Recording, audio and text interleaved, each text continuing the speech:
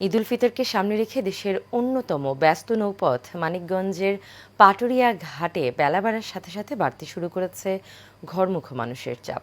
রাজধানীসহ বিভিন্ন এলাকা থেকে দক্ষিণ এবং দক্ষিণ পশ্চিমাঞ্চলের মানুষ এই ঘাট ব্যবহার করে বাড়ির পথে ছুটছেন। পাটুরিয়া ঘাট থেকে বিস্তারিত জানাচ্ছেন অভি হাসান। সাথে সাথে পাটুরিয়া ঘাটের যাত্রীর সংখ্যা ধীরে ধীরে বৃদ্ধি পাচ্ছে। বাস এবং প্রাইভেট কার এবং ছোট গাড়ির সংখ্যা কিন্তু আমরা লক্ষ্য করেছি।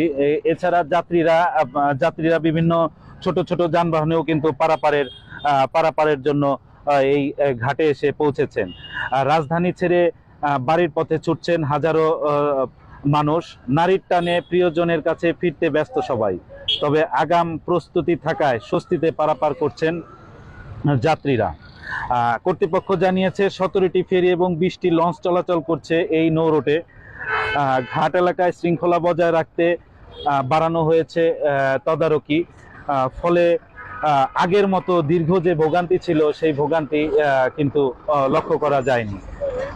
যাত্রীর চাপ বাড়লেও নিয়ন্ত্রণে রাখার চেষ্টা করছে সংশ্লিষ্টরা এবং ঢাকা রিচা রোড থেকে আসার পথে কোনো ধরনের সমস্যায় পড়তে হয়নি বলেও যাত্রীরা আমাদের জানিয়েছেন। কিছু ক্ষেত্রে সামান্য অপেক্ষা করতে হলেও পর্যায়ক্রমে কিন্তু এই সময় ক্ষেপণ ধীরে ধীরে কমে আসছে।